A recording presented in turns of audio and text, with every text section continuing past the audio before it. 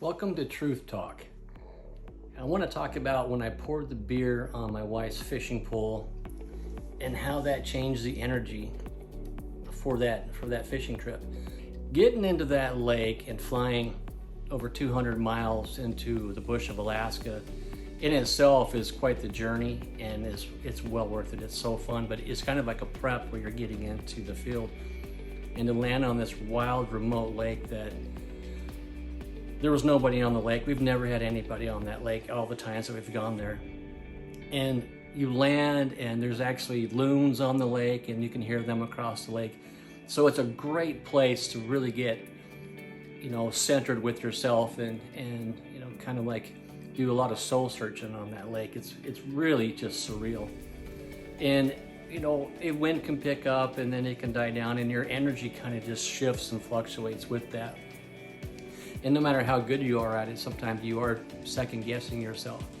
And at that particular moment, the wind was kind of blowing, and that can kind of get at you a little bit, especially in them Arctic conditions, because the wind's cold when it blows up there.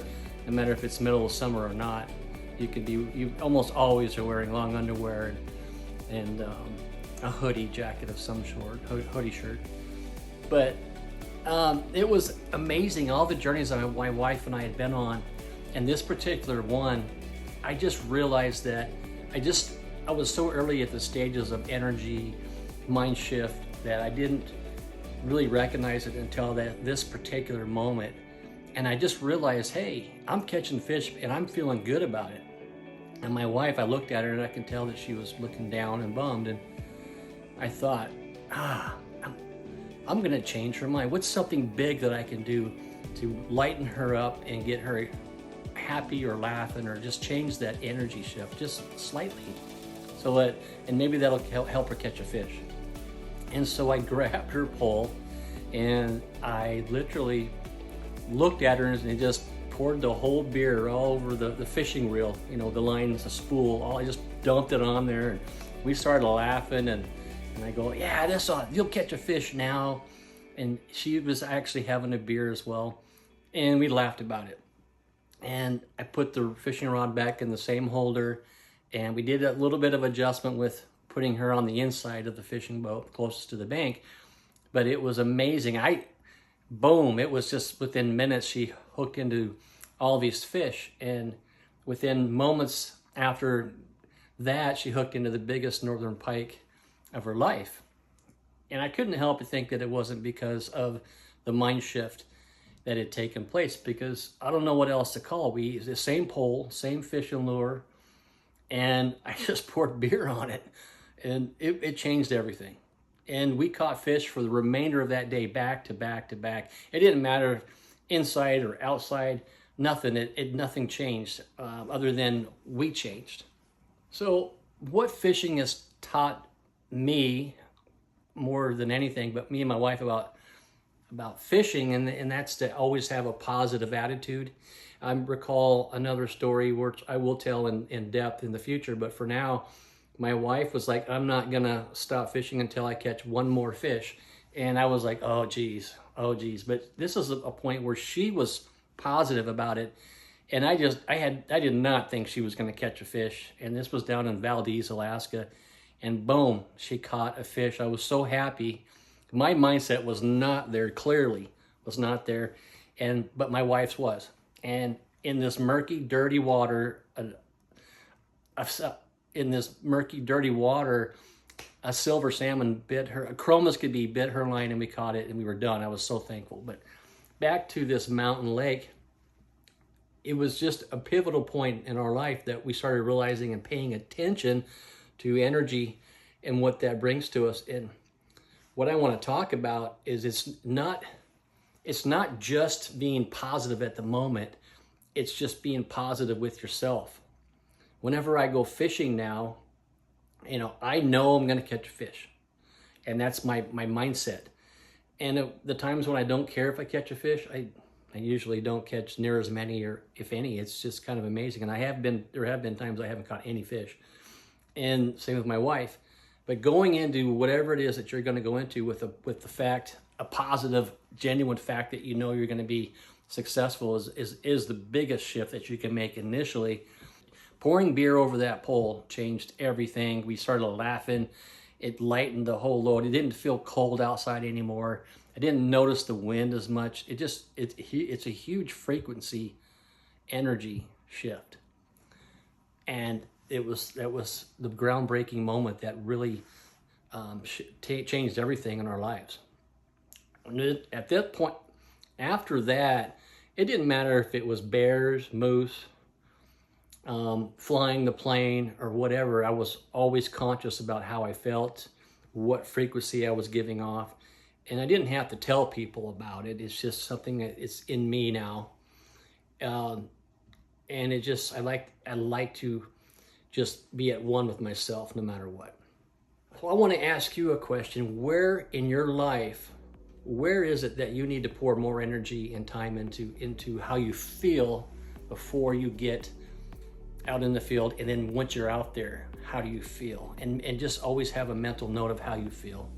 It changes everything. I've had energy shifts be me starting a fire, or I've had energy shifts where I heated up hot water out in the field and I soaked my feet in it and my whole demeanor changed.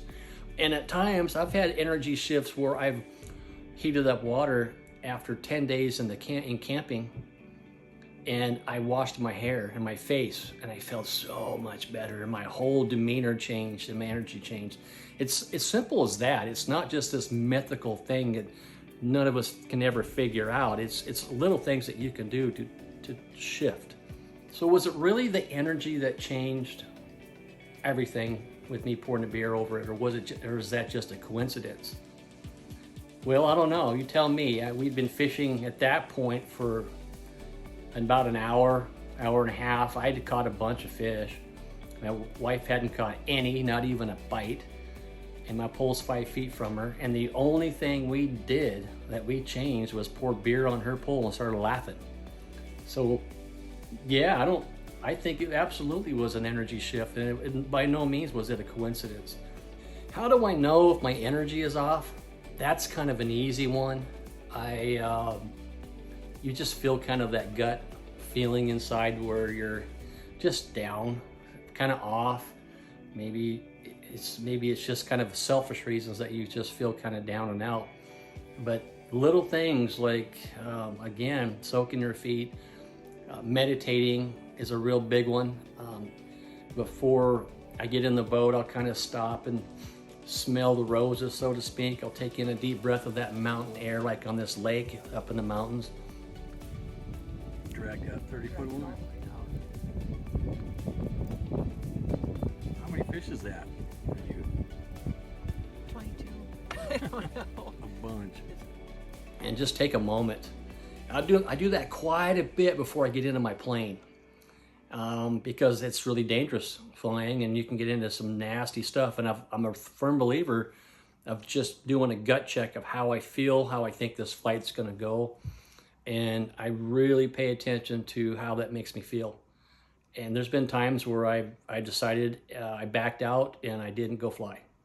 And there's been times where I waited half an hour and then felt, how do I feel now? And I'm like, oh, geez, I feel good now. Let's go. And I don't know what changed. I don't know what weather system, what nasty bad thing was in front of me that I missed by waiting 30 more minutes. I mean, you can really dive into that pretty deep. Was there going to be an accident or incident or who knows what, a bird strike? But I haven't had any accidents or incidents during my flying in Alaska and all the years I've been flying for 30 years now. And I take those moments often now before I get into the boat, get in the plane, and I'm always doing a gut check. How can I shift my energy in real life? Well, we pretty much went over it, and that's just stopping whatever you're doing, taking a moment. You don't have to fold your hands and pray and let everybody know that you're praying and you're doing this moment thing. You can literally just take a deep breath, smell the air. I've even bent over and picked up dirt and just kind of smelt it with my hand or the sand on the beach, and just taking a moment for myself, and my energy changed. I felt better. What does this have to do with animals, and in this case, fish? Everything. Now, that doesn't mean all animals are going to just come to you like in the movies and just run up to your feet. That just means that the animals that are aligned with your energy, I believe, in my humble opinion, is going to align with your energy, and they're going to have a sense of calmness. My wife can go out and to feed the ducks or the squirrels, or even walk up to bears, and I come a little bit closer and they run off. So is this just a mindset thing or something deeper? I think this is as deep as you want to take it. I mean, I really do. I truly believe that you just centering yourself and getting quiet, and then approaching trepidatiously an animal or a squirrel, or sometimes in my case, my wife's case, bears and moose, and you know, you're always being cautious, but it is nice to get really close to animals. I've been really close to grizzly bears. I mean, it's like, oh my God, within 10 feet in camp several times. And nothing, they would, and they stood up and they were taller than me, and then they dropped back down and ran off in the woods. Later, when I wasn't there, they'd come in and tore up the tent. So, are they mad at me, or, I mean, what was it? But when I was there face to face, it was calm. I have had some really tense moments with grizzly bears and black bears, and holding my ground, being confident with myself and my poise and with my own inner strength, I believe had a lot to do with those bears turning around and leaving without any incident.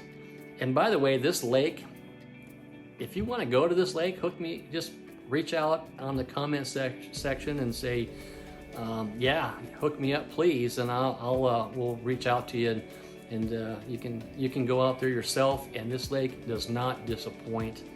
You're almost always the only person or people on this lake. It's amazing. We've got many more lakes like it, but this one here, the fishing is absolutely unreal. 5 to 15 pound lake trout, 20 pound, 25 pound Arctic char. The pike gets just as big, if not bigger. He's the biggest fish of the It day, just smells 12 like pounds. fish when you land the plane on the lake. It's amazing. So much bait fish around, the loons on the water. I've been on this lake and actually had a moose on the other side of the lake, big bull, jump in the water and swim across the lake to me, right to me and my plane.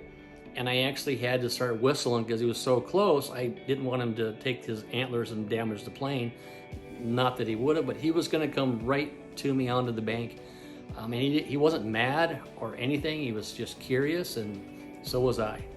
So energy is a real thing in my mind and my wife's mind, and we play with it all the time. We are aware of it everywhere we go and everything that we do.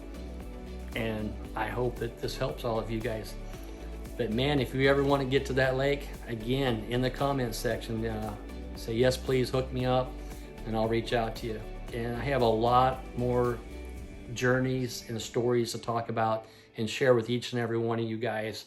So stay tuned, and I can't wait to tell you another story here on the Quantum Hunter.